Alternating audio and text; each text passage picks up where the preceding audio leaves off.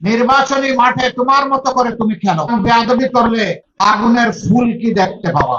11 দলের পক্ষে যে সমস্ত মা বোনেরা নির্বাচনী ক্যাম্পেইনে যাচ্ছেন তাদের সাথে অমানবিক আচরণ করছে। আমরা তাদেরকে বলি নতুন করে সুড়সুড়ি দিও না। বাবাজি দুর্নীতিবাজ, তোমাকে লাল কার্ড। বাবাজি তুমি চাঁদাবাজ, তোমাকেও লাল কার্ড। তুমি দখলবাজ, তোমাকেও লাল কার্ড। তুমি আমার মায়ের ইজ্জত রক্ষা করো না, তোমাকেও লাল কার্ড। চাঁদাবাজ, দখলবাজ, টেন্ডারবাজ, মামলাবাজ এই চুয়াডাঙ্গাকে গিলে খাক, এটা আপনারা চান? তাহলে কি করতে হবে? 24-এর 5 আগস্ট যেমন একটা বিপ্লব হয়েছিল, আবার 26-এর 12 ফেব্রুয়ারি একই ধরনের আরেকটা বিপ্লব ঘটাতে হবে। সেই 24-এর বিপ্লবটা ছিল বুলেটের বিরুদ্ধে, এবার তার বিপ্লব হবে ব্যালটের মাধ্যমে।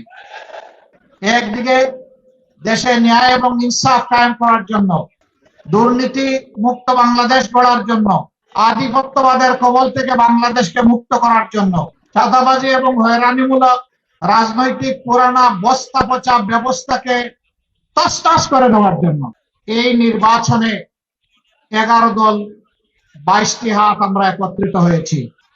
তার মানে এদেশের আপামর জনগণ একত্রিত হয়েছে। আমাদের স্পষ্ট বক্তব্য, বাবাজি দুর্নীতিবাজ, তোমাকে লাল কার্ড।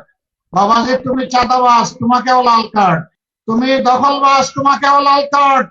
তুমি আমার মায়ের ইজ্জত রক্ষা করো না, তোমাকেও লাল কার্ড। তুমি শিশু আবাল বৃদ্ধ বনিতাকে সম্মান করো না, তোমাকে লাল কার্ড।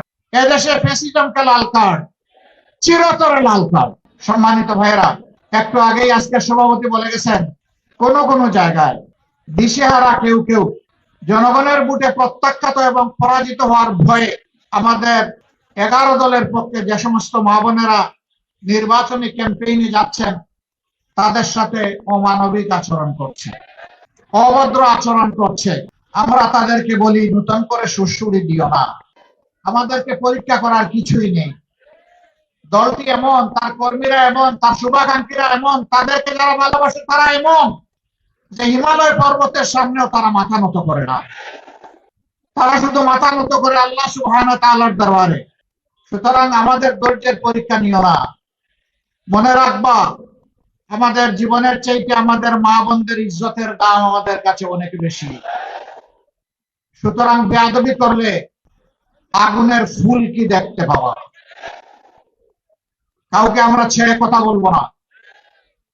যুক্তি নিয়ে আসো, কর্মসূচি নিয়ে আসো, ভদ্রভাবে শান্তিপূর্ণভাবে নির্বাচনী মাঠে তোমার মতো করে তুমি খেলো। কিন্তু যদি ফেসিবাদী চেহারা নিয়ে কেউ আমাদের সামনে আসে, 24-এর ফেসিবাদকে দেশের সম্মিলিত জনগণ, বিশেষ করে যুব সমাজ যেভাবে লাল কার্ড দেখিয়েছে, 12 তারিখ সেই লাল কার্ড দেখিয়ে দেওয়া হবে।